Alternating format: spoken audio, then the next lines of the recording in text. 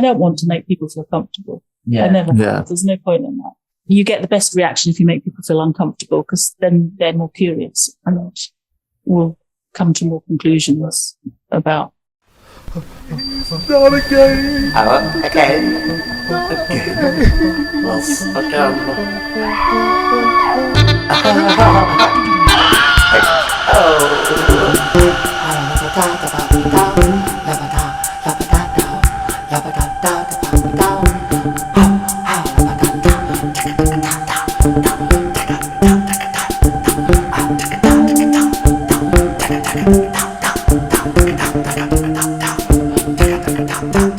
Just a really big warm welcome to the Society of Cocktails, Kate and Tom. And there's a third person involved, isn't there? Yeah, Ned. But Ned. He can't be here, Yeah. but yeah, Ned's involved. I hope that you'll just get a feel of what they do through this discussion. But they do these really amazing cocktail events, which are more than just cocktail events. Cocktails as theatre, and I think hopefully you'll get a feel of in what way they are theatre as well. I know that you are both artists independently of Society of Cocktails. Can you tell me a bit about your individual projects and how they might feed into what you do with Society of Cocktails? All of my practice engages with technology in some way. So I'm an artist. I'm also a creative technologist. And at the moment, a lot of my work is focused on actually how technology can be immoral. And I actually think that technology harms us in a lot of ways. I see technology as our greatest tool, but so often it's kind of black boxed or works against the people who might need it most. And through my work, I've kind of had this opinion that the way to solve or the way to balm that immoralness is with memory and human story. So a lot of my work is about taking really cutting edge technology. So AR, VR, AI more recently, and using human story at the heart of that to kind of create alternative ways that technology can interact. So I kind of see it as almost like alternate archiving. So a lot of the pieces of work that I make might be big immersive projection installations where actually the thing that you're there to do is just be human in a space. So a lot of the time it's about technology and empathy and a different way to share stories. Yeah, I come from a totally different place, Tom. So my background is sculpture, installation. I usually work with found objects, or more likely found materials rather than objects. And I think they work for me because they already have a history. So which is why Tom and I get on as well, is that we're talking about personal histories, and an object or a material or if it's been pre-owned, it will already have a history. You may not know the history, but it still feeds into the language of, something that you make out of it. But I am interested in the personal histories. I think usually most of my work starts from my own personal history, but then if you're creating a language using other objects that people become familiar or are already familiar with, then you're going to create universal language. It can be read by other people, I think. What is Society of Cocktails and how does it work as a kind of collaboration? So Society of Cocktails is kind of a studio, I guess. We make events. We know there's always going to be taste involved. We know there's going to be technology involved. We know there's going to be things to touch and places to be in. And then beyond that, it's kind of a free space. I mean, the way we're kind of having this conversation all the time about what the point of it is, what's the role of it in all of our practice. But the way I see it is that it's a little bubble that exists outside things like arts funding. We don't need to usually impress anyone other than ourselves, which is quite nice. We can kind of run at an idea really quickly. We can be quite bold and reckless. And in the most recent work, one of my prompts to the rest of the group was to disgust people, which you would never be able to do that in a commercial project. It's a really strange brief. So conceptually, for me, Society of Cocktails is kind of like a meeting of minds where there's very little rules and very little risk. Practically, I've started calling it an art speakeasy. So it's a space where drinks are, but there's also these, thinking about like New York happenings, like there's strange things that are happening. There's a story, there's theatre, there's technology. Yeah, I mean, I think it didn't feel like that because you'd already been established when I came on board. Yeah. And I did struggle with the whole idea. Oh, you hated it. I mean, I liked working with you, but I realised we had a shared aesthetic which can feed into what we do, even if it comes from different areas. But yeah, it took me a long time to get the whole cocktail art thing. They didn't seem to fit. So I would just at the beginning would just make something. Tom would sort of more or less commission me to make something. That's how it started. And slowly I was drawn in. I went to the first one I actually tasted was A Drink with Mother, which was the one before we've just done. That was the first one I'd actually sat in on and experienced as it should be. And I just sort of thought, oh God, I get it. Because, I mean, that was a good one to sit in on because it was about mother was this fungal entity and you were absorbing it. So I sat in on that and just, oh, right, yes, I get it. I'm committed now. So Immersed. Yes, truly immersed. And cocktails may not be my starting point. Yeah. I don't know. I don't think that's starting point. No. Yeah, it's become more interesting as we've worked together. I feel that I've got a deeper understanding of it and how important that multi-layering is. I mean, it's the cocktail thing kind of gives you permission to do lots of strange communication with an audience. Like it can be quite easy to be like glibly like, oh, it's like an immersive cocktail. But like, if you think about it a different way, like you're ingesting and imbibing narrative, like chapters in a story, or as we often do, parts of a person. You're implicit in this kind of act. It's like you're taking, what's that thing? The bread, the Jesus thing. Yeah. Absolutely. You're doing that. Like, feels like a real experience. Yeah. Deep. It's not flippant. To me, it sounded, but, vision of them, but it was. I think there's almost like this vision. If someone said, "Oh, a cocktail event," but maybe it's a themed cocktail event, you could kind of imagine that. And then this is definitely not what that is. Yeah. I think I wanted to start actually by talking about the one that I've just recently seen. So this is Aurelian.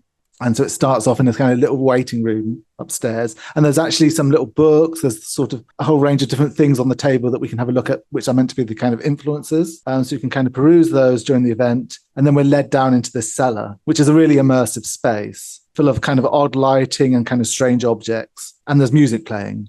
And there's a kind of performance going on where Tom is a kind of moth collector in a sort of separate corner of the cellar. And there are these like little tables and seating. And on our table is a menu. It's kind of pinned as a moth might be pinned. On the menu is a kind of list of drinks with some of the most intriguing ingredients. The space as a whole sort of excites my curiosity and I want to find out more. And there's such an amazing attention to detail. So, for example, at one point during the show, we're sort of given, there's this kind of globe, and inside this globe is a set of these like little matchboxes, but they're their own kind of thing. And everything about that matchbox is sort of designed for the show. So there's like this really tiny, everything down to the matchbox is kind of designed, which I think is really great and exciting. And the story element emerges in part through a radio. And there's a voice on the radio that reads kind of biblical quotes with facts about moths and moth collecting. And each of the drinks relate in some part to the life cycle of the moth. And we only find our drinks by little lights being turned on, and we're drawn like moths with each new curiosity. And the drink itself was like a curiosity or a puzzle. And some of these drinks, it would take a little time to work out what we were actually meant to do. So there's a real kind of theatricality in every single drink. For example, one of the drinks is in a whole box with lots of different elements in it, and there's a kind of moral dilemma, and you have to think how you're going to respond and how you're going to put this drink together. So there's lots to like talk about even in that one show alone. And like we could do a discussion of that one show. And when I was planning this interview, I obviously called it Cocktails as Theatre because your work really plays on the theatricalities and storytelling. What I like about the show is that you never just think, oh, it's just a cocktail event and everything else is superfluous. Nor am I thinking, I'm engaging in this fantastic art experience and I'm just happen to be drinking cocktails at the same time. Everything sort of interweaves together. How do you approach this kind of weaving together all these different elements? How do you kind of full experience? How do you approach that? So a lot of talk. Yeah. A lot of discussion. We might throw some big ideas out.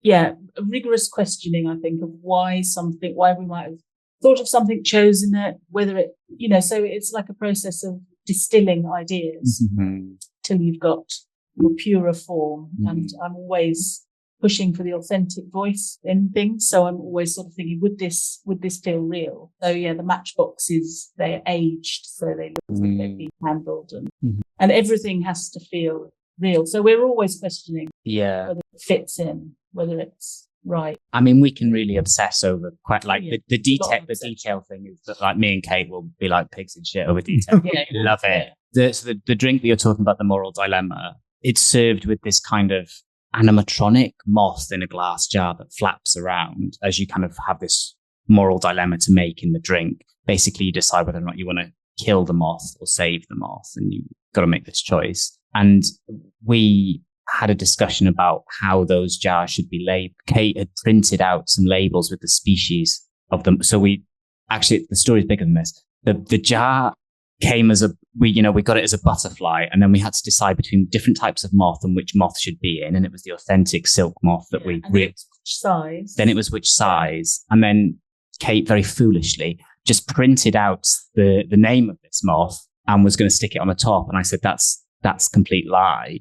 They would be handwritten on gum tapes. Then we had to handwrite these labels on gum tape and remove all the printed versions. And I think that happens with, all the bits that we weave into these things, the set, the taste, there has to be intention and reason for everything you've done. And there always seems to be one, because me and you will talk about it and question each other. Yeah. You at one point said that I think he might smoke. So I've got some 20-year-old cigarette packets from when my son used to hide them when he smoked, and I'd kept them all empty, obviously. And so I brought those down and we scattered them around. I think it sounds absolutely great. And it was a bit abstract. I couldn't quite get a sense until obviously it was really helpful, Bradley, describing it. But I think cocktails are never not treatish. You can never imagine a situation where they're not a treat. And it's something for rarely, but it's all your senses, isn't it? The shaking and but also for me, I think it sounds absolutely wonderful because it combines so many. I mean, I love site specific stuff. I love Punch Drunk and Archangel and all of those things, but this seems more intimate and you can talk during it, which I would like. And the other thing it chimes for me is, I don't know if you know them, right? Everybody's now electronic, but not me, these Redstone diaries. And they have a kind of theme every year and it's family or it's beauty. Right. And they're sort of just things that chime with they are beautiful, beautiful diaries. So there'll be Japanese seed packets or something. And there was a whole thing about moths and these incredible names, because it was sort of the 19th century when all the clergymen were discovering moths and just these magical names. So I just wanted to say the whole thing sounds really mesmerizing and exciting to me. Thank you. So I suppose there's a certain respect which magicians, and by magicians I mean the ones that pull rabbits out of hats and saw people in half and all that, and scientists are kind of quite similar. So on the surface that might seem a strange comparison because magic tricks seem to be about deception, whereas science we should think is kind of the opposite. But when you think about a trick having a kind of logic behind it, or a kind of some sort of technology behind it, we can start to understand the ways in which those two things overlap. So with Society of Cocktails, there are a number of tricks that sort of help move the story along and add an element of surprise and the unexpected. But there are also science as magic tricks moments. So I'm thinking especially of like the bone conductor speakers that are used in A Drink with Mother. Can you tell us a bit about how you use and think about the use of science and tricks within your work? Like in my personal work, when I'm talking about things like technology and humanity, I started using this term like wonder and warmth. And I think wonder is this idea of like wonder and awe is such a powerful thing. And it can really kind of turn a story or twist someone's perception on their head. Like this idea that you could open someone up to this like potential space where they might think something's happening, or very normally they're sat in a basement having a cocktail and then you say, actually, I can talk inside your head. And then they say, oh shit, what else can you do? And it's like, maybe the rules that I thought were rules aren't really real anymore. So this is why I love using these tricks. And I think we use them with like quite a lot of gravity. It's not flippant. We give it the same investigation as we do a bit of gum tape on top of a lid, but they're so powerful, I think. So for A Drink with Mother, which I'll give you some background to, we created these, which are mastic flavored, and mastic's a resin from a tree, bone conduction lollipops. And in the performance, we're sat in a basement. There's this part woman, part fungal god that's grown up in a basement damply. We don't know why she's there. We're not really invited to question why. but we're having a lovely drink with mother. And she gets closer to us through the drinks. So we wanted to have the expression that she was inside us. At this point, we'd become infected with mother. So if you want to grab one, you can put it in your mouth. As you bite down on it, it should, am I just screaming? So am I like, ah. So if you bite down on it, which you can do, you should hear it vibrate in your cochlea. So it sound like she's inside you. And we've done like lots of these, I guess. I mean, we've got sort of a Rolodex of these different trickeries that yeah. you use. Yeah, I mean, you'll know if one feels right for a certain thing we're trying to do. And I think it does engage on a deeper level, I think. Obviously that does because it's in your head. So although I'm not, that's your forte is the trickery bit. Yeah, I mean, I'm usually pushing for that. I mean, I've used miniatures, so I play with scale, trickery as such, but in a way it is. I think that's always, we've used that sometimes, haven't we? And society cocktails, it's it's a useful tool to play with scale and people's expectations. I think it's all about perception. Yeah. Because, I mean, the same thing way that this will change your perception to think, almost I'm not part of this. I'm a spectator and now something's inside your body talking to you. That's your perception change. And with miniatures, I think we do that a lot. What came first? Was it this or was it the story of mother as this fungal god taking you over, slowly seeping into your mind? What came first? Did you have this idea and thought, that's perfect for this? Or did you search out the technology and the science to make the magic? Like Tom said, he has a whole list of, ideas in his head. So we might try and apply one. In that case, I think we were already interested in them, weren't we? Yes, I think it was a case of how do we get mother? How does she get inside you? Because that was the idea, that you would be infected for good or for bad. That was up to you to decide that. So it was a way of getting her voice in your head. And then it was just, I think we'd already wanted to work with them, hadn't we? And then hadn't worked with them. And just that's perfect for that. I don't know what they're called, but I went to this event at the Welcome Collection. And it was all about changing your perceptions and your senses through other senses, if that makes sense. And there were these tablets, and I don't know for the life of me what they're called, but you put them in your mouth and then you eat other things and it completely changes the taste of what you'd expect. So I think there was one where you would suck this tablet and then, I don't know, like something that you'd expect to be really sweet, like a strawberry or like a piece of chocolate or something, and it would taste really bitter. Have you heard of that? Yes. Yeah. What's it called? I don't know. but I've known about them for ages, but it's a funny one because I've probably known about them for as long as you're doing society cocktails, and they'd probably be the most impacting thing I could do with an audience would probably give them one of those. And exactly like what you've done, give them lemon and they're like, oh, that's so sweet. And then they have chocolate, that's so bitter. And that's probably the most impacting thing I could do, but that's never narratively interesting to do, or at least not yet. That would make a huge perceptual impact on someone. But why? Which I think is the conversation we're always having. Because cocktails are about synthesis, aren't they? They're about lots of different ingredients making something new. That's why I think this is such a great notion. It's like, because mother is outside you, she's inside you, and disparate things that come together to make something that just wouldn't. Yes, it's almost as if the cocktail is a metaphor for. Oh, I just thought of that. Yeah, definitely. Yeah, but it's the idea of a cocktail is a metaphor. It's a metaphor for new, for a new different ingredients and influences coming together. And it does, as you said, cocktails just kind of trail associations, don't they? Almost unlike other drinks. I think, like if it's Harry's Bar or it's Cuba or whatever it is, there's just so much freight, I think, with cocktails. There's something that I like. I love this idea of like the cocktail bar, because if there's one thing like a cocktail bar isn't, it's a cocktail bar. Like a cocktail bar is a bus stop. Cocktail bar is where you have a date. It's where you have a divorce. It's where you cheat on your wife. Like a cocktail bar is everything except a cocktail bar. A cocktail bar is the internet, which I love. Like this idea of like, I mean, I've been saying this for a while. There's like scenes like The Shining where the cocktail bar is not a cocktail bar. And if you've ever seen the film Paprika, where the cocktail bar is like an internet chat room, and it's like, it's this, what's that word?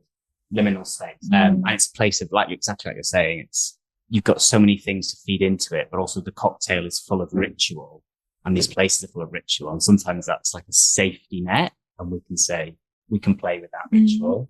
Sometimes it's like a ritual of like carnival and like lets you have a bit of freedom. So yeah, there's lots of fun to play.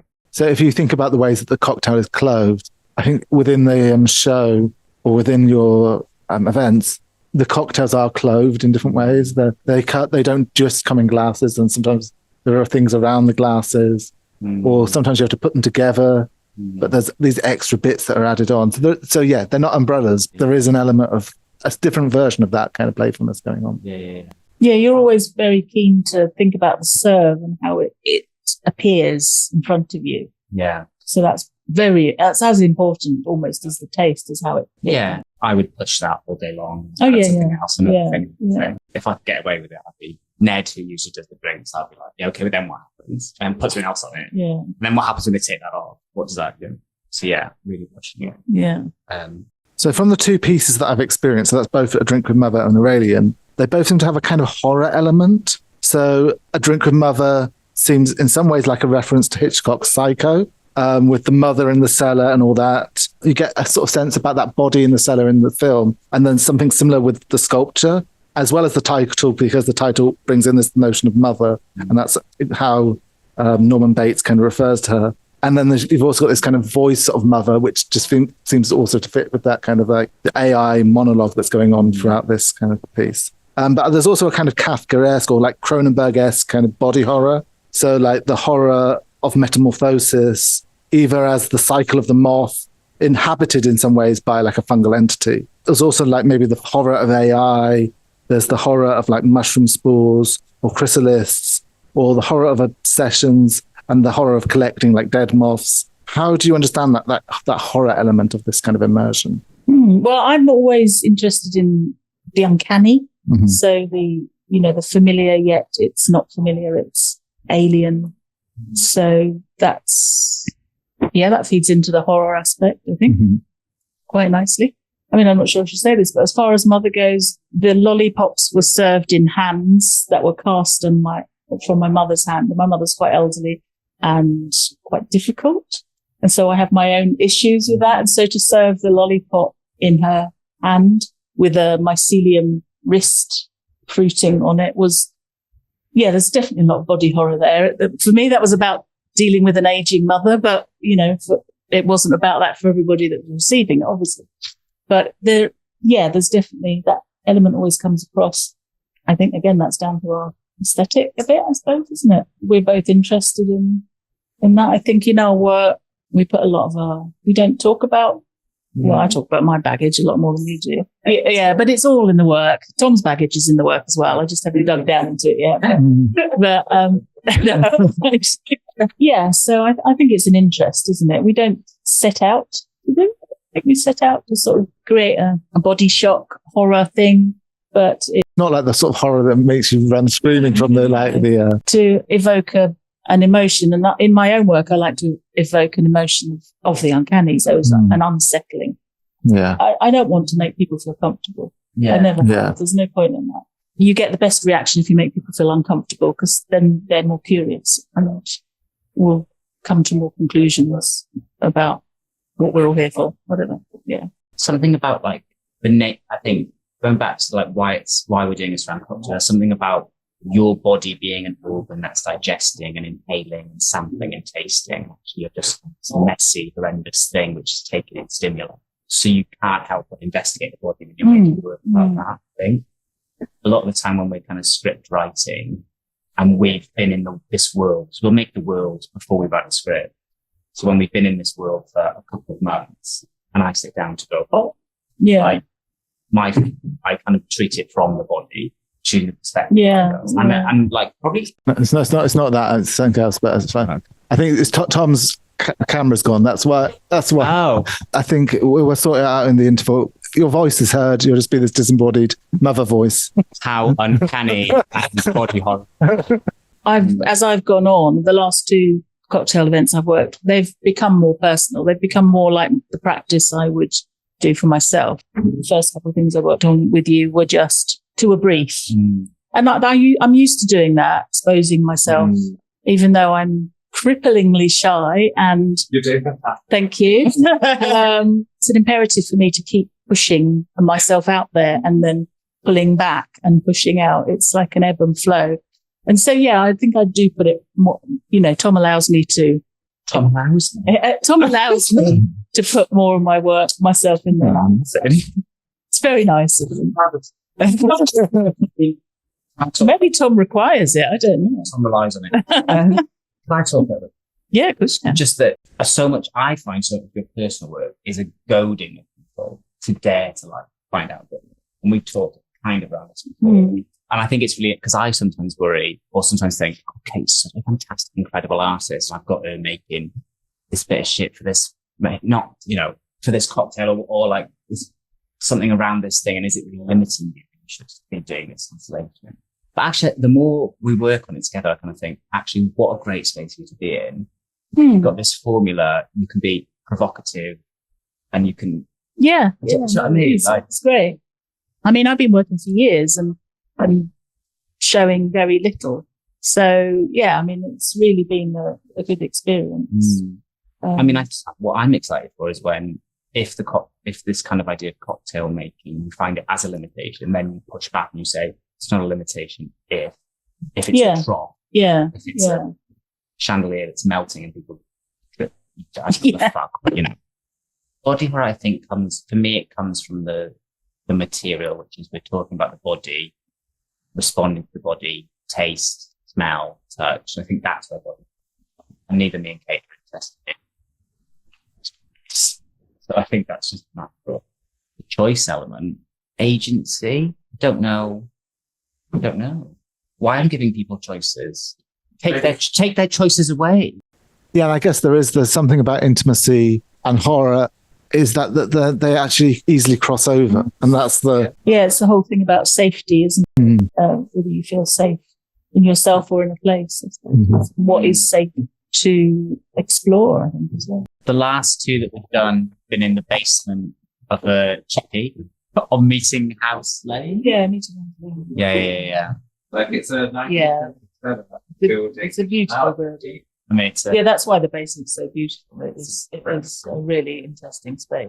Moths are really important in your recent piece, but butterflies were also part of your first show. So Cocktails in the Forest, where a mixture of butterfly species in decline on the south coast were bred for the event and then released to boost the population of the native species, particularly the purple emperor. So can you tell me a bit about this show and sort of how moths and butterflies influence your work? I mean, moths and butterflies have always been quite important to me, and they've kind of become a symbol that I use a lot in my work. So yeah, for Cocktail in the Forest, we had these tubes of moths and butterflies.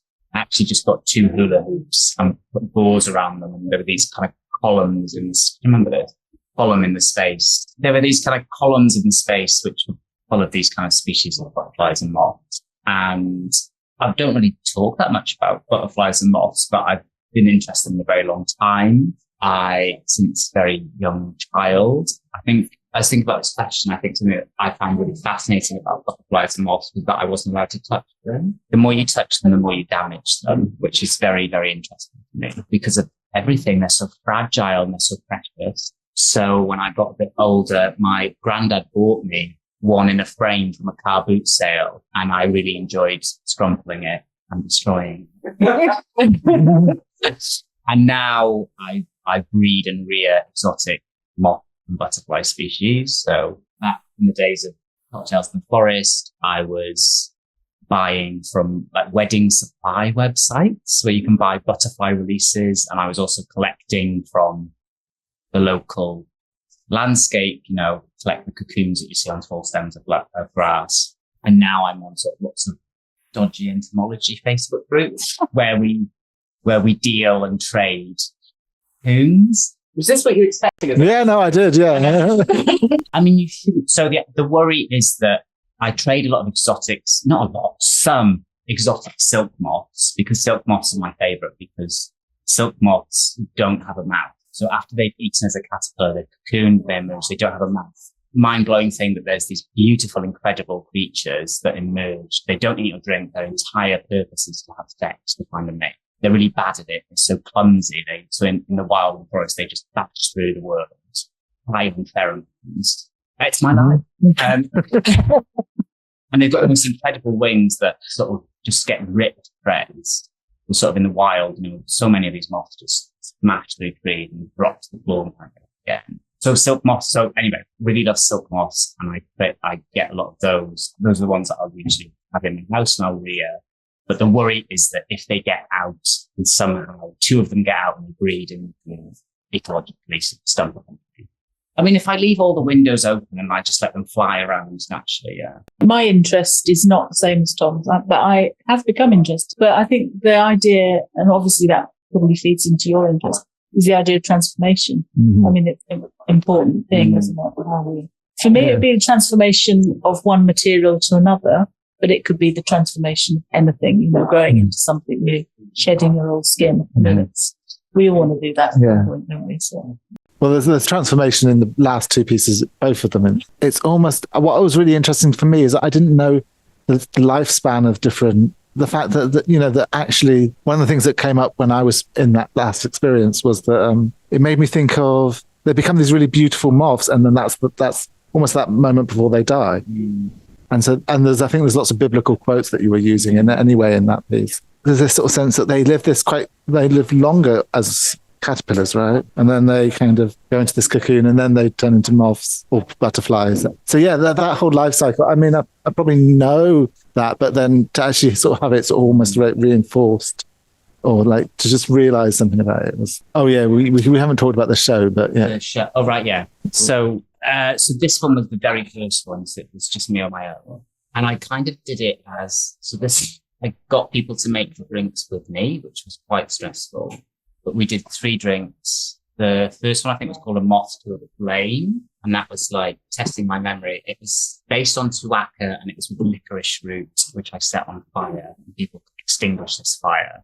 The second one was called Pond Water, and that was using a technique called spherification. Spherification, where you make like a jelly skin around a liquid. So the black bits in it, which you can see, I told people they were like edible frog spawn. So as you drink it, you'd have these popping, almost like frog spawn things. So it's based on pond water, basically. And it was filled with sweet charcoal, honey, and cucumber, and all these kind of things. There was another drink, which was from forage stinging nettles. So I went out, collect stinging nettles, dried them, and rimmed the glass with them. So this one was much less narrative. When we started, it was much more about making a strange situation, creating some drinks, opening the doors. Was it in the forest though? This one was in the archways on Brighton seafront. So where the Rampion Museum now is. Uh-huh. And then it was, had projection. So I was going to just read the drinks menu from another show you did, which was Tea with Baba. Tea with Baba was at Copper Dollar Studios in Kemp Town, and it's an old stable, I think. And we were in the kind of roof of this old stable. So green apple, monkey 47, apple, elderflower, rose jellies are hung inside glass spheres from tree branches, dried rose and edible sugar paper garnish. The kind of premise was that you were children in a fairy tale. You would follow this. So when you came in, the first thing you would hear was a narrator who would sort of tell you the actions you should take, so address you directly and say, hello, little children, you're in the guts of Russia.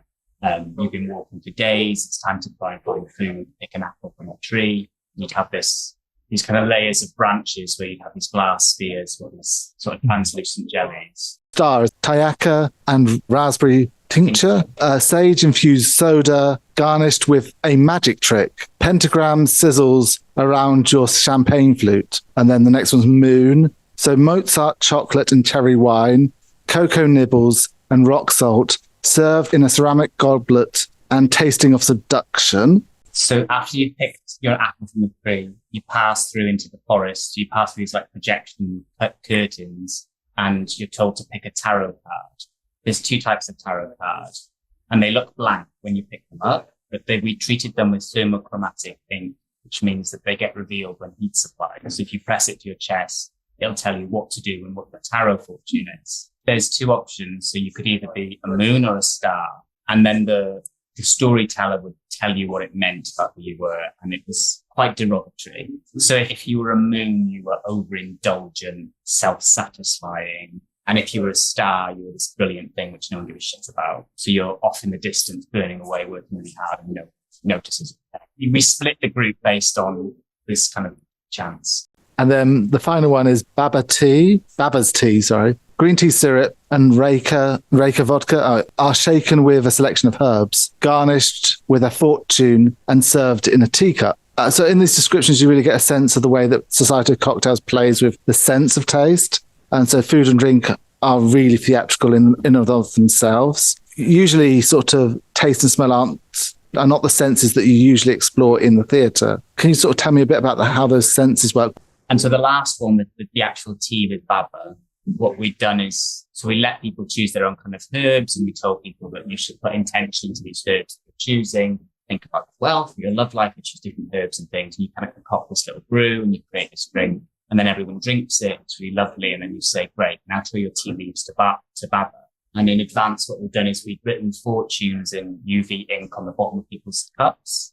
So at the end of drinking it, you take it and you show it to Baba, and she'd reveal your fortune. And these were absolutely horrendous because I wrote them in a bad mood. So it was things like, the personality you've invented is starting to crack. And it worked great because you've just been drinking this thing and you've got an empty glass, and suddenly you show it to the light and it just tells you you're a twat. Mm-hmm. It's a false projection.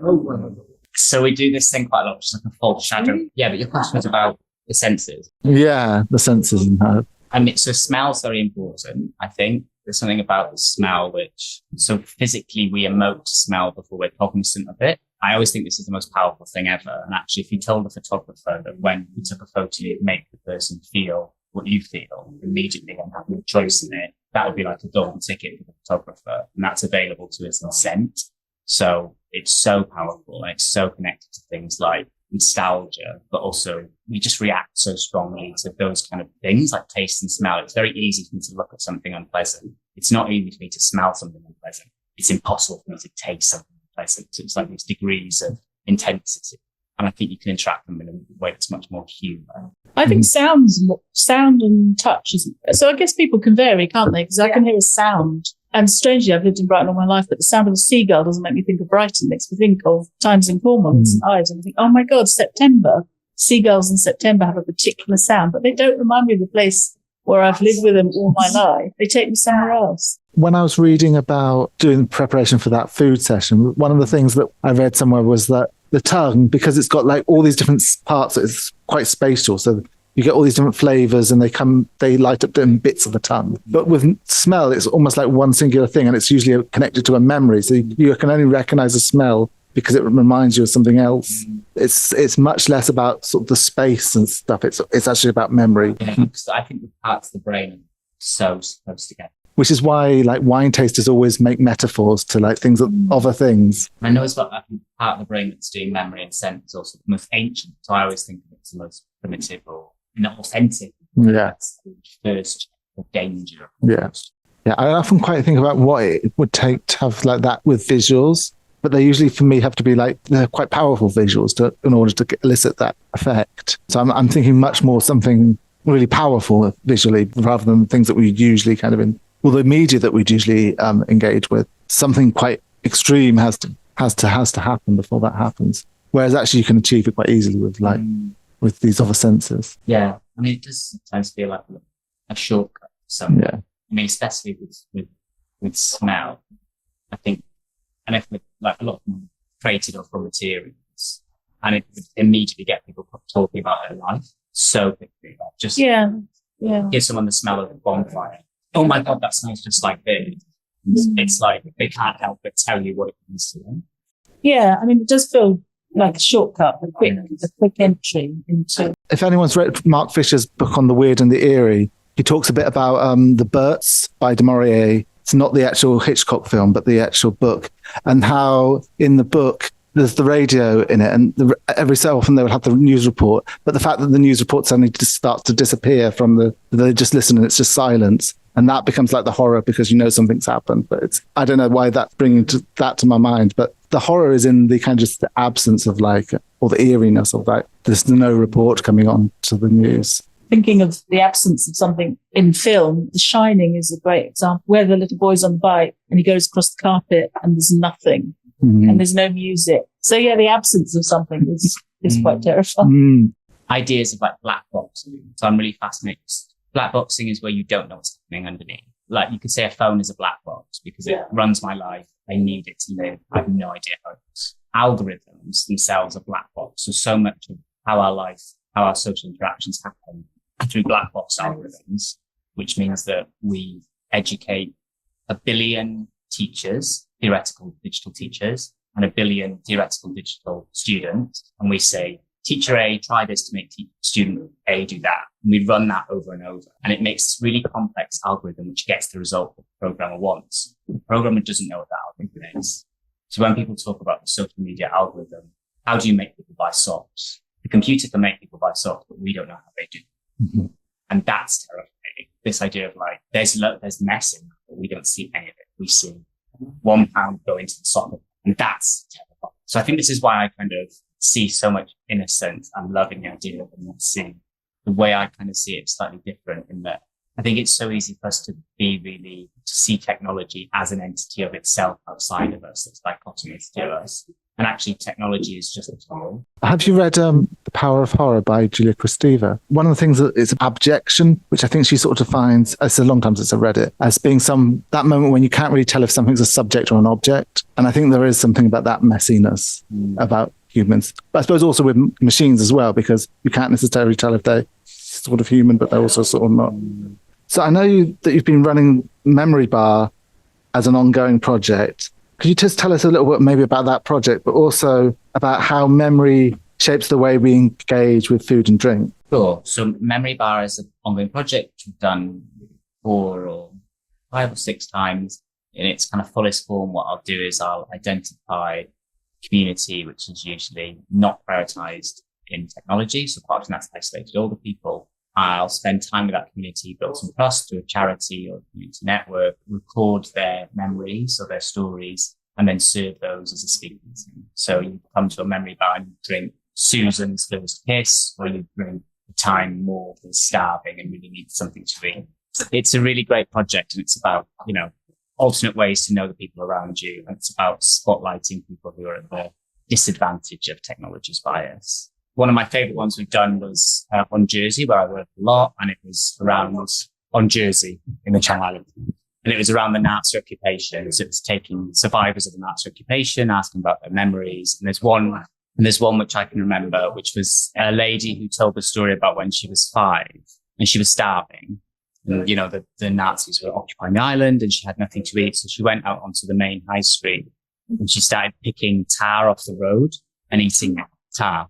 It was a hot day. She just picked this tar and eat it. She was so hungry. And I'd heard this story in advance. So I said, well, I have to meet her. I have to talk to her. So I got to go meet her and said, I've heard this story. Can you tell me about it? And she's like, oh, it's just like toffee. It doesn't hurt you. It's just like toffee. And toffee can't hurt you. And we talked about this experience. And the more she talked, she sort of showed me how she'd roll this tar into little balls and how she'd eat it. And I kind of realized actually the whole point of this memory for her is not sad at all. It's about having something precious as a child. We served this as a course in the Memory Bar, and we made a black dulce de leche, sort of flavored with birch tar, which we spun on these sticks and served this precious tiny globule. And I always remember this because it felt like a moment of like honesty. Whereas actually, if you hear that story, like you all probably reacted, you thought that's the saddest, heartbreaking story I've ever heard. The story's not sad. The story is about having precious things as a 6-year-old, because that's her frame of reference at the moment. So this is why I like doing this work sometimes in a counter-archive sense, because I think with the senses, you can be more honest. So actually the audience got to have this spun thing that was sort of magic, but also... So I suppose restrictions in art can be sometimes really frustrating, especially if you can't achieve what you want to achieve. But at other points, they can be great as they force you to kind of innovate in unexpected ways. So I guess I kind of wanted to ask 2 questions, I guess. One was a bit about how you innovated around lockdown, because this isn't the kind of thing you can easily do within a lockdown setting. The other thing is about how restrictions kind of might influence your work more generally. Yeah, restrictions are a source of inspiration, actually.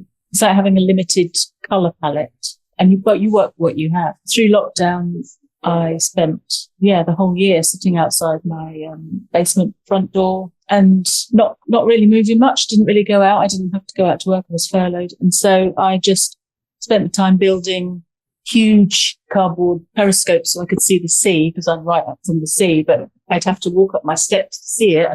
So I'm going to stay here. So I built a periscope to look at the sea. And I also made a miniature of my basement and reimagined it as a forest one day. And then I would rip that out and flood it another day. Yeah, really freeing to have so little that you could actually do. I didn't go out and buy any materials. I just used. So yeah, I find restrictions and limitations really good for the creative process. We worked on something through lockdown as well, didn't we, together? Yeah, so we made Memory Box, which is kind of a memory bar experience shrunk into a box. So it reached 200 older people who wouldn't have been able to leave their house. So the idea is they'd be referred by a friend or through a charity who saw that they were unable to leave their home. They were shielding. A box would arrive at their house, take it into their home, press a button, open the lid, and the lid would become a projection screen.